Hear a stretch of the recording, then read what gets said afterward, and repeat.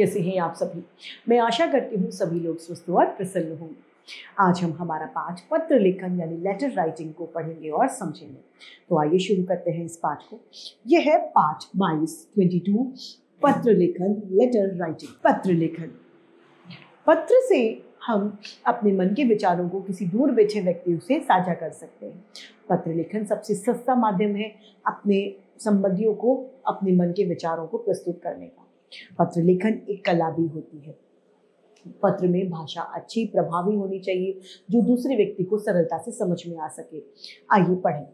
पत्र लिखना एक कला है। अपने मन के भावों को किसी विशिष्ट यानी विशेष व्यक्ति के को प्रस्तुत करने की क्रिया को ही पत्र लेखन कहा जाता है। देश में संचार क्रांति की शुरुआत होने से पहले दूर रहने वाले मित्रों, संबंधियों की कुशल क्षेम जानने का माध्यम पत्र से हुआ था।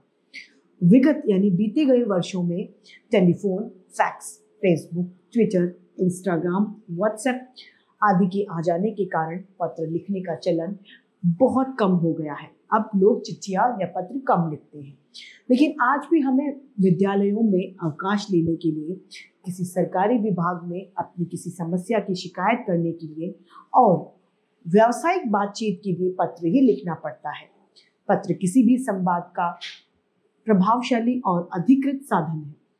आधुनिक ईमेल भी एक प्रकार का पत्र का ही विकसित रूप है।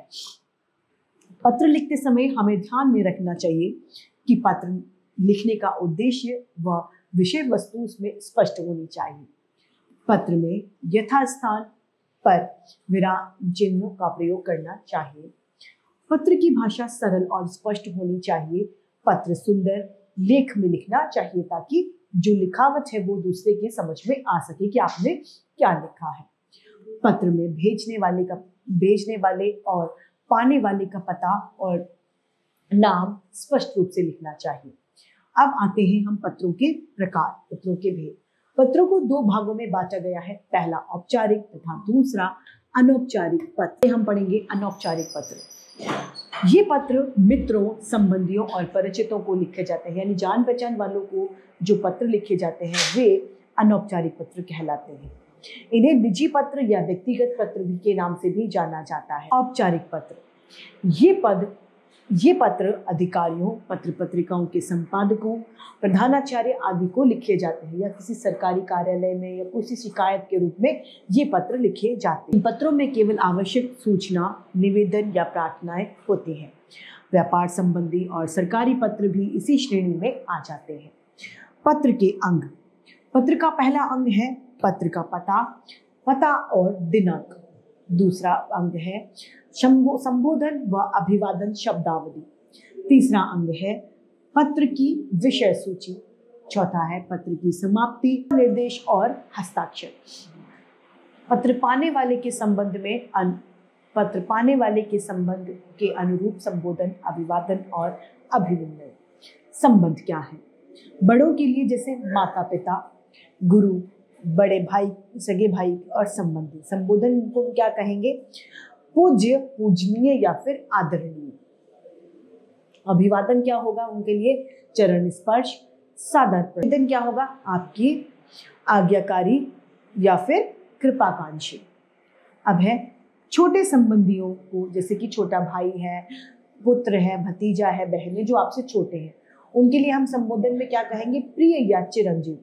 अभिवादन कहेंगे खुश रहो, आशीर्वाद या फिर चिरंजीव रहो। और अभिनिवेदन होगा तुम्हारा शुभ चिंतक, हितैषी या शुभाकांक्षी। जो आपके साथ वाले हैं या बराबर वाले हैं उनके लिए जो कौन होते हैं? मित्र होते हैं, सहपाठी होते हैं या सहेली। संबोधन क्या होगा? प्रिय नाम लिखेंगे या प्रिय मित्र। अभिवादन होगा सप्रेम नमस्ते या फिर नमस्ते। और अभिनिवेदन होगा तुम्हारा प्रिय या फिर अभिनव हृदय। परिचित जो है आपकी जान पहचान वाले, उन व्यक्तियों को हम कैसे लिखेंगे? जैसे आपका कोई पड़ोसी है या कोई अन्य लोग, उनको हम संबोधन में लिखेंगे श्रीमान, महोदय, महाशय और महोदय। अभिवादन कहेंगे नमस्ते, नमस्कार। अभिनिवेदन कहेंगे आपका भवदीय।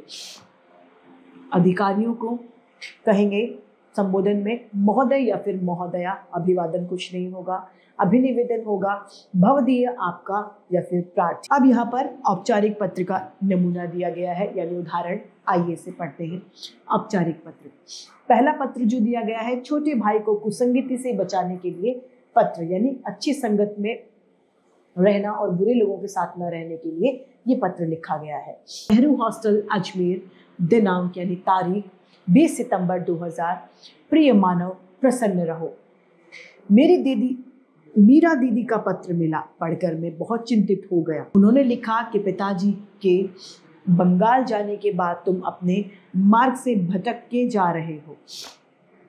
तुम आजकल ऐसे मित्रों की संगति में हो जिन्हें बिगड़ैल और आवारा माना जाता है। दिन भर सड़कों पर घूमना, बीड़ी सिगरेट पीना, सिनेमा जाना, गाली गलौज करना उनकी आदत है। चाहे कितनी भी कोशिश क्यों ना कर लो, कुसंगति यानी बुरी संगति का दुष्प्रभाव तो पड़ता ही है। इसी कारण इस बार की अर्धवार्षिक परीक्षा में तुम्हारे अंक इतने कम यानी नंबर बहुत कम आए हैं। पहले तो ऐसा नहीं हुआ, अभी समय है, संभल जाओ। तुम्हें पता है कि हमारे माता पिता कितनी कठिन परिस्थिति में हमें शिक्षा दिला रहे हैं। स्वयं अपनी ज़रूरतों को पूरा न कर वे सदैव हमें प्रसन्न यानी खुश रखने की कोशिश करते हैं। उनकी सारी आशाएं हम पर ही केंद्रित है, निर्भर है। यदि हम ऐसा करेंगे तो वे अपना दुख किससे कहेंगे? अपना भविष्य संवारने का यही, यदि इस समय तुम राह से भटके तो फिर जीवन में पछताने के अलावा, अतिरिक्त यानी अलावा कुछ नहीं बचेगा। आशा है अगली बार जब मुझे दीदी का पत्र मिलेगा तो तुम्हारे बारे में कुछ ऐसा लिखा होगा जिसे पढ़कर मेरा मन खुश होगा। तुम्हारी बहन दिव्या। दूसरा पत्र जो लिखा गया है वो जन्मदिन पर उपहार भेजने पर मामा जी को धन्यवाद कहा गया है। 320 नीलगिरी हिल, बीकानेर, दिनांक 15 अक्टूबर 2000। मामा जी, सादर प्रणाम।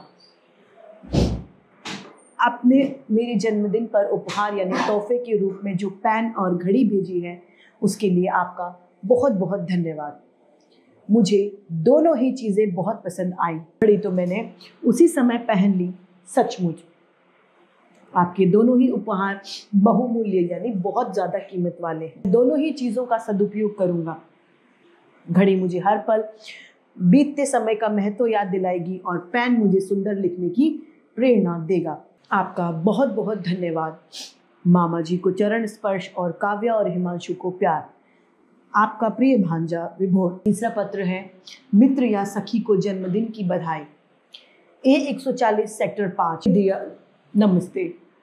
तुम्हारा हाथ से लिखा निमंत्रण पत्र प्राप्त हुआ। तुमने जिस तरह से उसे फूल पत्ती से सजाकर लिखा है, मन पढ़कर प्रसन्न हो गया। मेरी ओर से तुम्हें जन्मदिन की बहुत बहुत बधाई।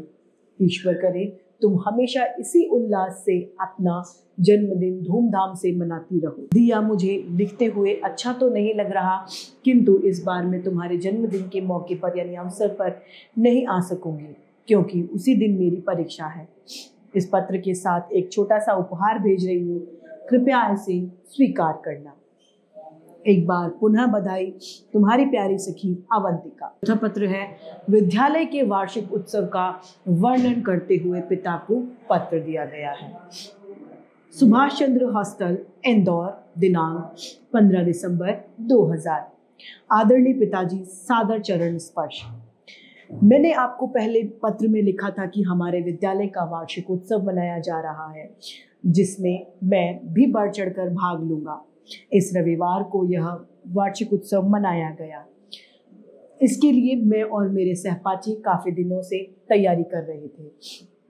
नियत समय विद्यालय के द्वार को बहुत सुंदर फूल और मालाओं से रंगीन रंगोलियों के साथ सजाया गया है। आयोजन बाहर मैदान में किया गया था।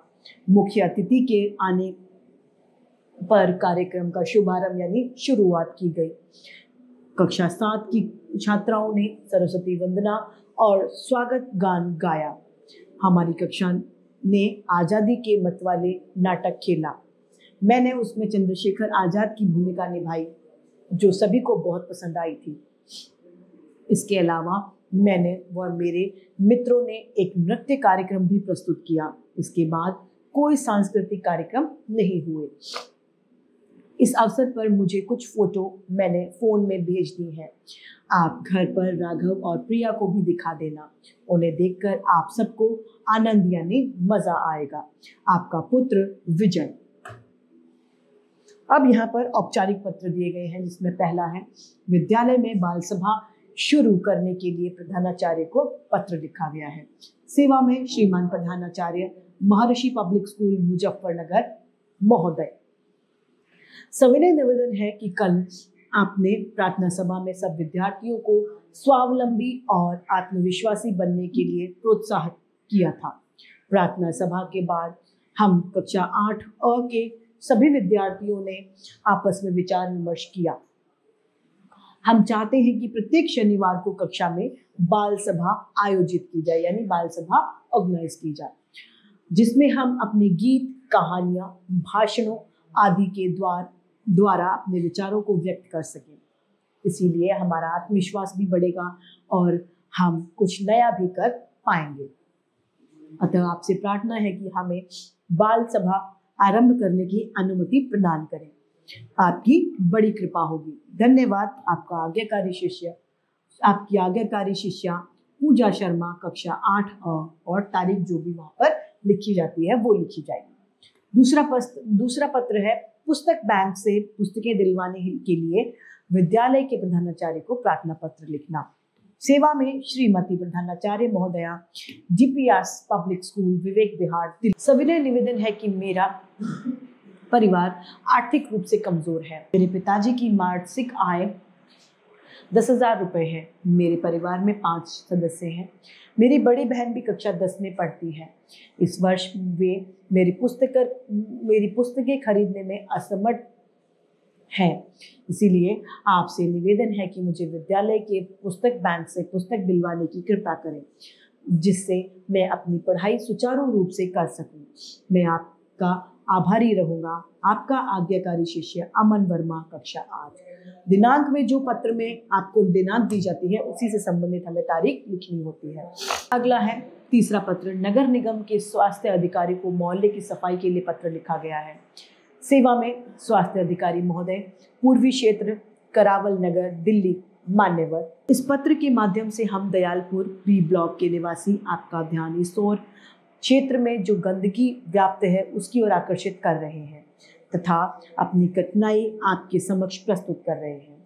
आशा है आप संबंधित अधिकारियों को उचित निर्देश देकर हम सबको कृतार्थ करेंगे। हमारी कॉलोनी में स्थान यानी जगह जगह पर कूड़ों का ढेर है, जिसके कारण चारों ओर धूप से दुर्गंध आती है। कूड़े के ढेर से मक्खी और मच्छरों का बढ़ जाना स्वाभाविक है। जरा सी वर्षा हो जाने पर इसमें से और भी दुर्गंध बदबू आती है, जिसके कारण इस क्षेत्र के निवासियों का रहना दूभर हो गया है। वर्षा ऋतु शुरू होने पर इस क्षेत्र में हैजा और मलेरिया जैसी बीमारियों के फैलने की पूरी संभावना रहती है। इस क्षेत्र में नियुक्त अधिकारियों से हमने अनेक बार लिखित प्रार्थना की, लेकिन उन्होंने इस ओर ध्यान नहीं दिया। सफाई कर्मचारी तो हमारी बात सुनते ही नहीं है। अतः आपसे निवेदन है कि तत्काल इस समस्या का समाधान कराएं और संबंधित अधिकारियों को उचित निर्देश देकर हमें कृतार्थ करें। सधन्यवाद। भवदीय विशेष कुमार भार्गव, मोहल्ला सुधार समिति, दयालपुर, दिल्ली। और दिनांक। अगला पत्र लिखा गया है, नगर में बिजली संकट पर समाचार पत्र के संपादक को पत्र। सेवा में संपादक महोदय, अमर उजाला, मेरठ महोदय। आपके समाचार पत्र के माध्यम से मैं अधिकारियों का ध्यान नगर में फैल रहे बिजली संकट की ओर दिलाना चाहता हूँ। इस समय भयंकर गर्मी पड़ रही है। ऐसे में घंटों बिजली का गायब रहने की वजह से नागरिकों का जीवन जीना कठिन हो गया है। बिजली की कमी से नगर के सभी काम धंधे चौपट हो गए हैं, क्योंकि प्रत्येक काम बिजली पर ही निर्भर है और बिजली के आने जाने का कोई समय नहीं। साधन संपन्न लोग जनरेटर चलाकर अपना काम चला रहे हैं, लेकिन दिन रात धुआं उगलते इन जनरेटरों से प्रदूषण फैल रहा है। इस कारण कई लोग सांस की बीमारी से ग्रस्त होकर अस्पताल जा चुके। अधिकारियों से निवेदन है कि वे बिजली के आने जाने का समय सुनिश्चित करें और अधिक से अधिक विद्युत आपूर्ति करने का प्रयास करें, ताकि इन धुआं उगलते जनरेटरों से भी जनता को कुछ राहत मिल सके। भाव दिए Manoj Kumar singer, 221 super tank colony, G block, Modipuram, Delhi. इसी के साथ पत्र लेखन समाप्त होता है। आइए संक्षेप में दोहराएं। पत्र दो प्रकार के होते हैं, औपचारिक तथा अनौपचारिक। अनौपचारिक पत्र को निजी पत्र भी कहा जाता है, जो अपने सगे संबंधी रिश्तेदारों को लिखा जाता है। औपचारिक पत्र प्रधानाचार्य, अधिकारियों, पत्र पत्रिका के संपादकों आदि को लिखा जाता है, जिसके अंतर्गत शिकायतें, विनती लिखी जाती हैं। पत्र के मुख्य अंग होते हैं पता, दिनांक, विषय वस्तु, संबोधन, अभिवादन, लिखने वाले का नाम व हस्ताक्षर। तो इसी के साथ ये पाठ समाप्त होता है और उम्मीद की जाती है कि सभी को ये समझ में भी आया होगा।